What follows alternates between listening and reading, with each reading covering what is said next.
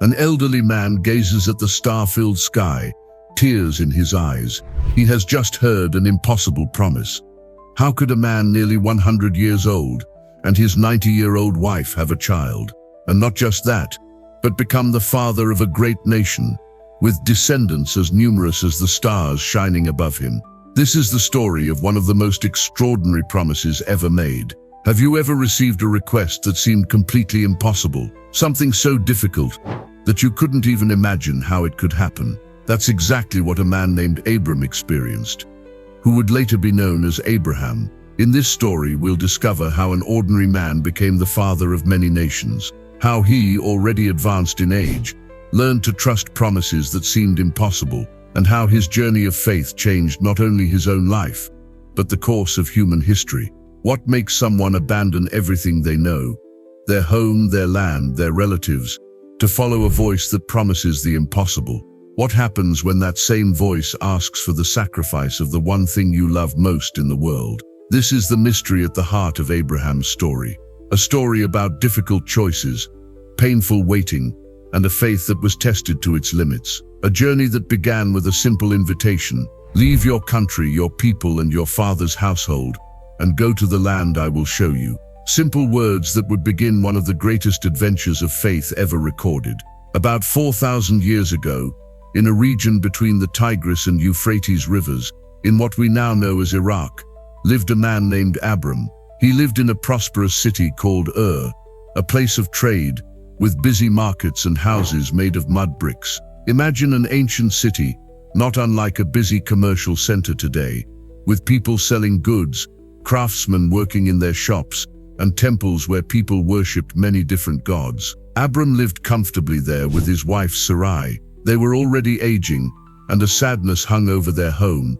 After many years of marriage, they had not been able to have children. In those days, childlessness was considered a great misfortune, and for Sarai, it was a pain she carried every day. Each time she saw other women with their children, she felt a tightness in her heart, a constant reminder of what she never had. One day, Abram heard a voice unlike anything he had ever experienced. It wasn't like the voices of the gods that the people of worshipped. It was a clear, personal voice that spoke directly to his heart. This voice identified itself as the one true God, and made a surprising request: leave your country, your people, and your father's household, and go to the land I will show you. Imagine the difficulty of this decision: leaving a familiar place, a developed and prosperous city, to venture through the desert to an unknown land. It would be like someone today abandoning a stable life, with a guaranteed job and their own home, to set out without GPS,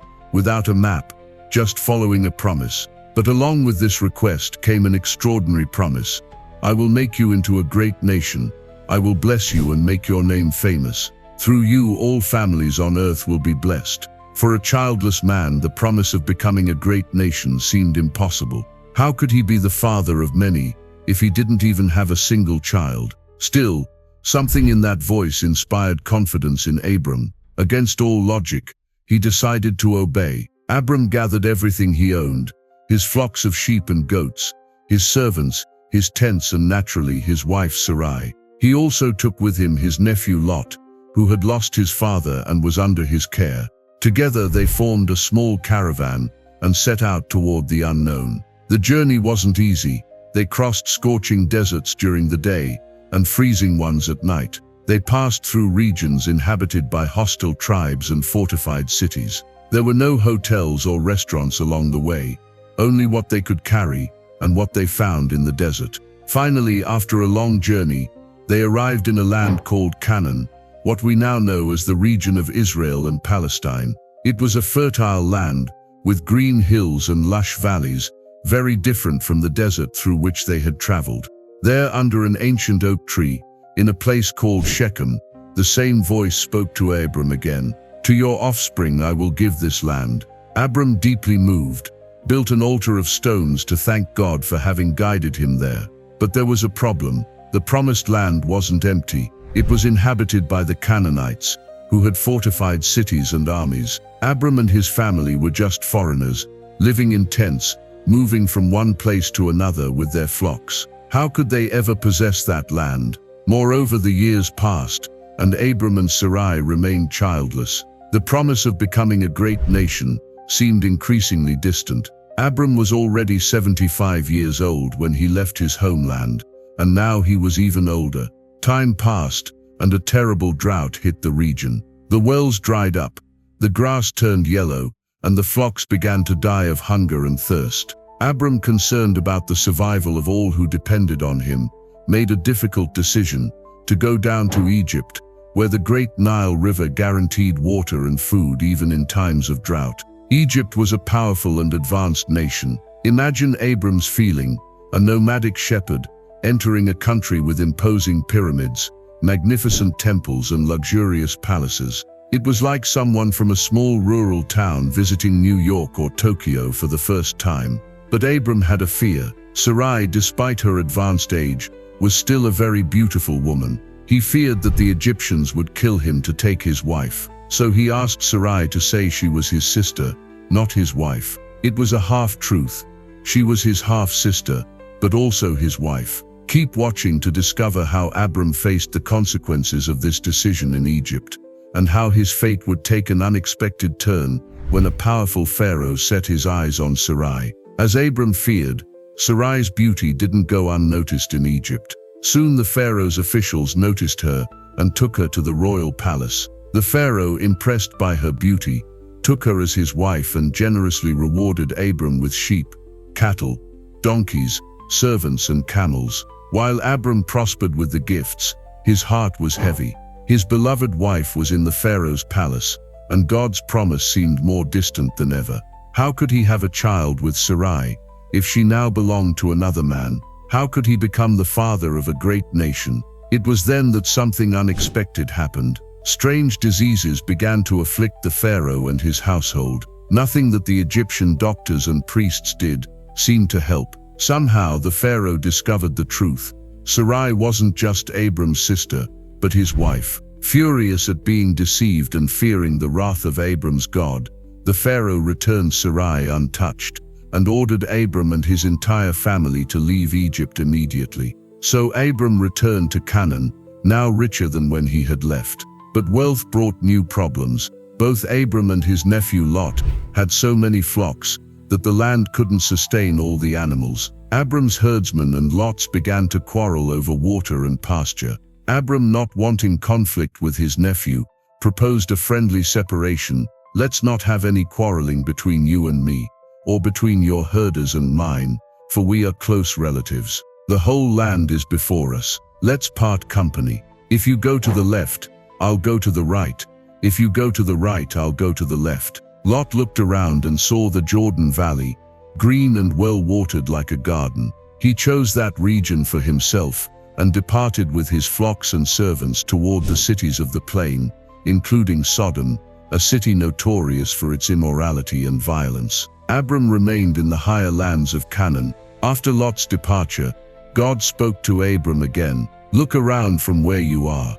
To the north and south, to the east and west, all the land that you see I will give to you and your offspring forever. I will make your offspring like the dust of the earth, so that if anyone could count the dust, then your offspring could be counted. These words renewed Abram's hope, but a doubt persisted in his heart. Years passed, and he and Sarai remained childless. Sarai was now 75 years old, well beyond the age of childbearing. How could the promises be fulfilled? One night, as Abram contemplated the starry sky, feeling the weight of the years and of waiting, God's voice came again. Do not be afraid, Abram. I am your shield, your very great reward. With a heavy heart, Abram replied, What can you give me, Lord? I remain childless, and the heir of all I have will be Eliezer of Damascus, a servant born in my household. In the culture of that time, a childless man could adopt a servant as an heir.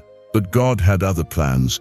This man will not be your heir. Your own son, who will come from your own body, will be your heir. Then God took Abram outside and said, Look up at the sky and count the stars.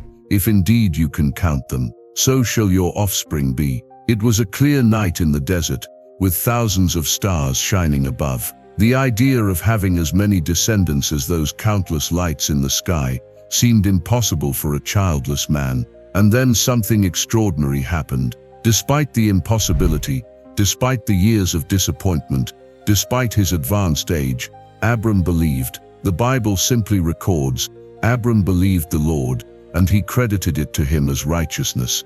But the waiting continued. 10 years passed since Abram and Sarai arrived in Canaan, and they still had no child. Sarai, desperate and feeling useless, proposed a solution common in that culture. The Lord has kept me from having children. Go sleep with my slave. Perhaps I can build a family through her. Abram accepted Sarai's proposal, and Hagar, an Egyptian slave, conceived a child by him. But as soon as Hagar became pregnant, she began to despise her mistress. The tension between the two women became unbearable. Sarai, bitter and resentful, blamed Abram. You are responsible for the wrong I am suffering. I put my slave in your arms, and now that she knows she is pregnant, she despises me. Abram, feeling caught between two women, responded, Your slave is in your hands. Do with her whatever you think best. Sarai then began to mistreat Hagar, who fled into the desert. In the desert, alone and desperate, Hagar found a spring of water. It was there, in her loneliest moment, that a messenger of God found her and said, Return to your mistress and submit to her. I will increase your descendants so much that they will be too numerous to count. The messenger continued, You are now pregnant, and you will give birth to a son. You shall name him Ishmael, for the Lord has heard of your misery. He will be a wild donkey of a man.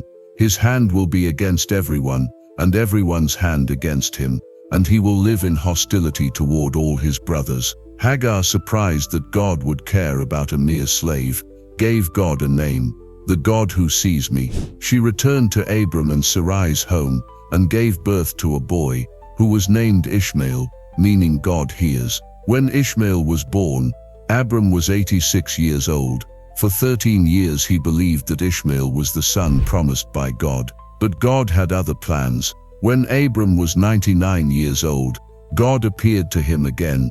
I am God Almighty. Walk before me faithfully, and be blameless. I will make my covenant between me and you, and will greatly increase your numbers. Abram fell face down, and God continued, This is my covenant with you.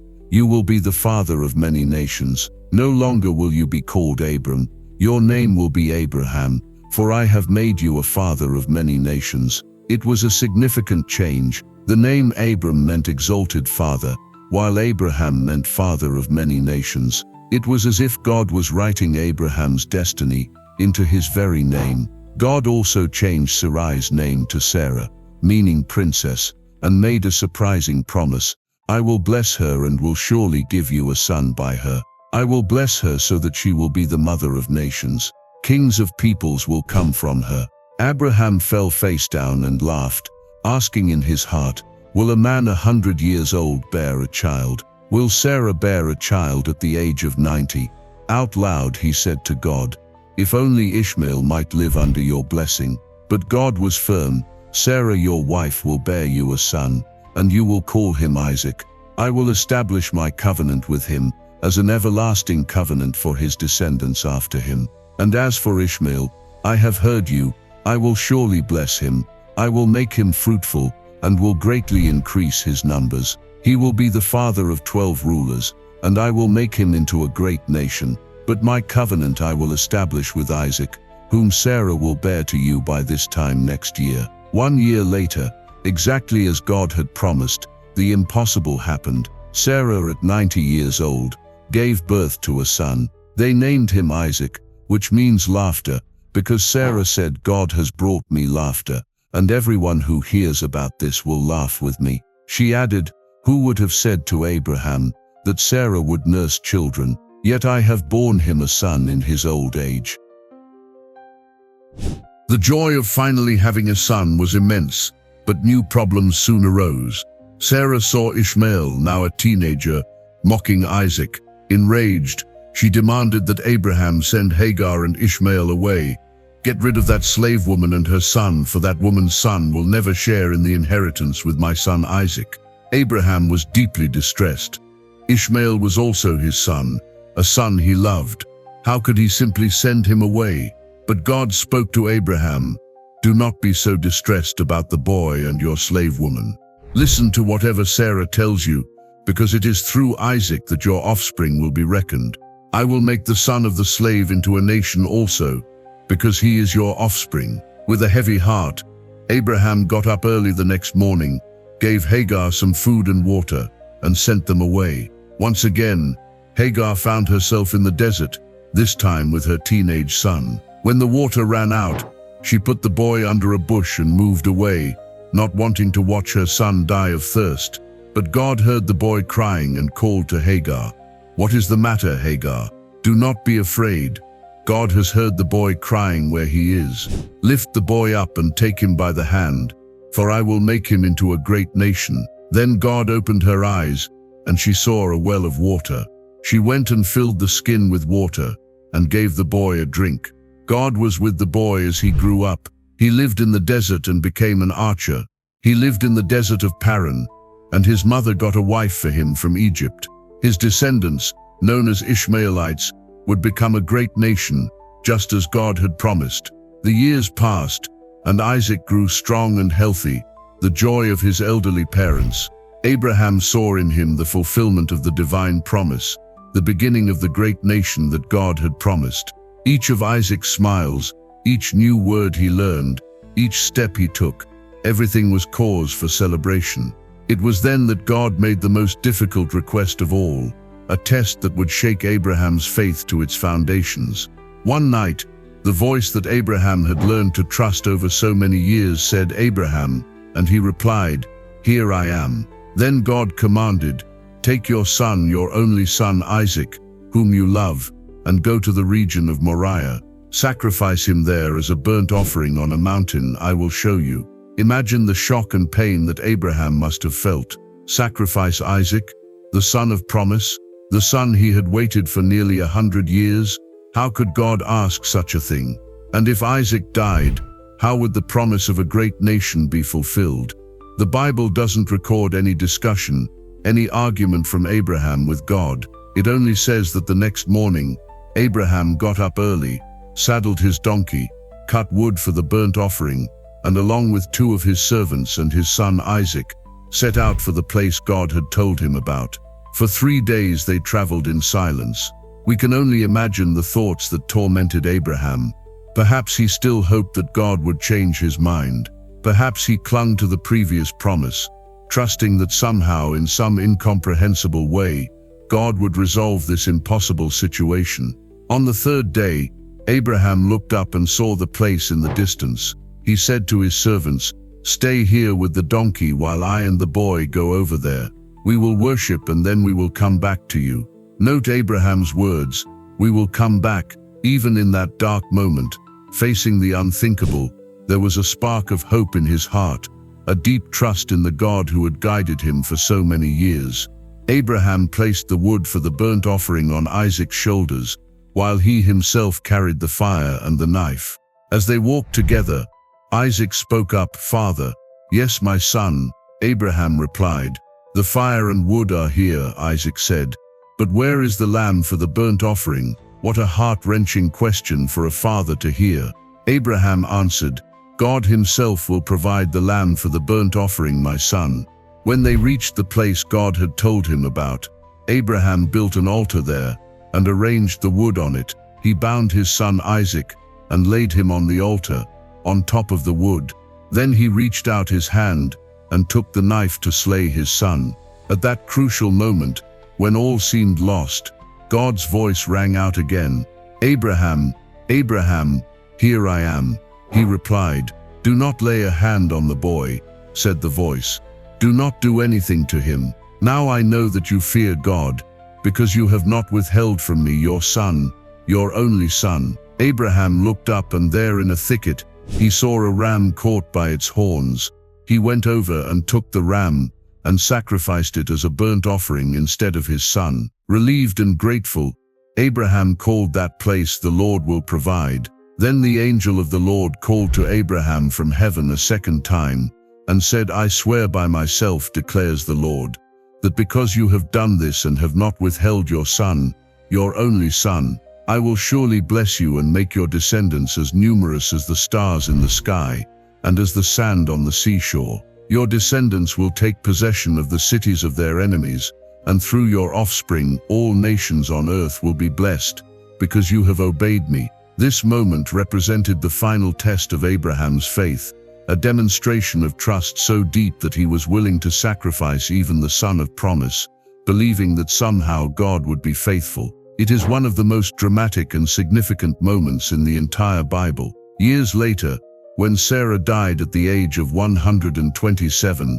Abraham bought a cave in Hebron to bury her. It was the first small portion of the promised land that he actually owned. There he mourned for his companion of so many years, the woman who had shared his extraordinary journey of faith. After Sarah's death, Abraham turned his thoughts to Isaac's future. He didn't want his son to marry one of the local women who worshipped other gods, so he sent his oldest servant back to his homeland to find a wife among his relatives. The servant, arriving in Haran, asked God for a sign to find the right bride, the young woman who would offer water not only to him, but also to his camels would be the chosen one. Rebekah, Abraham's grandniece, did exactly that, demonstrating kindness and generosity. The servant then explained his mission to her family, who recognized God's hand in these events, and allowed Rebekah to leave to become Isaac's wife. When Rebekah arrived, Isaac loved her and found comfort after his mother's death. Abraham, seeing his son happy and settled, married again to a woman named Keturah, who bore him 6 more sons. But Isaac remained his principal heir, according to the divine promise. Abraham lived to the impressive age of 175 years. When he died, his sons Isaac and Ishmael buried him in the same cave where Sarah had been laid to rest. Thus ended the earthly life of an extraordinary man, but his legacy was just beginning. His descendants would truly become as numerous as the stars, and through them, all nations on earth would be blessed. What happened to Abraham's descendants after his death? Isaac and Rebekah had twins, Esau and Jacob. The younger, Jacob, whose name would be changed to Israel, had 12 sons who would become the patriarchs of the 12 tribes of Israel. These descendants grew and multiplied in Egypt, where they migrated during a severe famine. There they remained for 400 years, until under Moses' leadership, they were liberated from slavery and began the journey back to the land promised to Abraham. Centuries later, established in Canaan, they built a great kingdom under Kings David and Solomon. And many more centuries later, from Abraham's lineage, Jesus would be born, considered by Christians as the final fulfillment of the promise that through Abraham's offspring, all nations would be blessed. As for Ishmael's descendants, they became nomadic tribes inhabiting the Arabian desert. Many Arab peoples trace their ancestry to Ishmael, just as Jews trace theirs to Isaac. It's fascinating to think that today, thousands of years later, 3 of the world's major religions, Judaism, Christianity, and Islam, look to Abraham as a pivotal figure in their faith history. Billions of people around the world consider him their spiritual father. But Abraham's story is much more than an account of religious or ethnic origins. It's a deeply human story that speaks directly to our hearts today. Who among us doesn't know the pain of waiting? We wait for a job, for a relationship, for healing from an illness, for reconciliation with a loved one. And often, like Abraham, we wait much longer than we would like. Abraham's story teaches us that waiting, however painful, may have a purpose. Who among us hasn't faced situations where all we could do was trust? When doctors have no answers, when resources run out, when all doors seem closed. Abraham's trust in God, even when the path ahead seemed impossible, speaks directly to these moments in our lives. And who among us doesn't know the pain of having to let go of something precious? A dream, a relationship, a loved one. Abraham's sacrifice, his willingness to give up what was most precious to him, echoes in the sacrifices that all of us are called to make at some point. Abraham wasn't perfect. He made mistakes, had moments of doubt, made questionable decisions. Twice, fearing for his life, He presented his wife as his sister, putting her at risk. He didn't wait patiently for God's promise and took Hagar as a concubine, creating painful conflicts that persist to this day. He was human, like all of us, and perhaps that's why his story resonates so deeply, because we see ourselves in Abraham, in his hopes and fears, in his strengths and weaknesses, in his triumphs and failures. He wasn't a superhero or a flawless saint. He was an ordinary man who learned, over an extraordinarily long life, to trust in an extraordinary God. Abraham's journey began with a call to leave the known and venture into the unknown. In many ways, it's a metaphor for life itself. All of us, at some point, are called to leave the comfort of the familiar and take steps of faith toward the unknown. For some, it may be moving to a new city, starting a new career, or entering a new relationship. For others, it may be facing a terminal illness, starting over after a divorce, or rebuilding life after a devastating loss. Whatever the journey, Abraham's story reminds us that we don't walk alone, and that even the most difficult paths can lead to destinations we never dreamed possible. Abraham's life also teaches us about the nature of authentic faith. It's not blind faith, without doubts or questions. Abraham questioned, negotiated, and sometimes took the easier path instead of the right one. But through it all, he maintained a fundamental trust in a God who had called him to an extraordinary journey. If this story has touched your heart, subscribe to the channel to learn more ancient stories that still have much to teach us today. Next time, we'll discover what happened to Isaac, the son of promise, and how he continued his father's extraordinary legacy. At the beginning of this story, we asked what makes someone abandon everything they know to follow a voice that promises the impossible. What happens when that same voice asks for the sacrifice of what you love most in the world? The answer we find in Abraham's life isn't simple. It's not about blind faith or about following rules without questioning. It's about a relationship, a friendship that developed over decades. It's about learning to recognize the voice of the one you trust, even when what that voice asks seems impossible or painful. Abraham wasn't perfect. He made mistakes, had moments of doubt, took shortcuts, but through an extraordinarily long life filled with challenges, he learned to trust. He learned that the God who had called him was faithful to fulfill his promises, even when the path to that fulfillment passed through dark valleys and seemingly insurmountable mountains. The mystery we presented at the beginning finds its answer not just in what Abraham did, but in what he became. He began as Abram, an ordinary man from Ur of the Chaldeans. He ended as Abraham, the father of many nations, a man whose faith would inspire billions of people over thousands of years. His journey reminds us that our lives too are stories in progress, that our failures don't determine our destiny, that it's never too late for a new beginning, and that sometimes the longest and hardest path is exactly the path we need to travel to become who we were made to be. The next time you look at the starry sky, remember Abraham. Remember how he looked at those same stars and found hope in a promise that seemed impossible. And perhaps like him, you too will find the courage to take the next step in your own journey of faith. Until the next story, where we'll continue to explore the extraordinary lives of ordinary people who changed the course of history.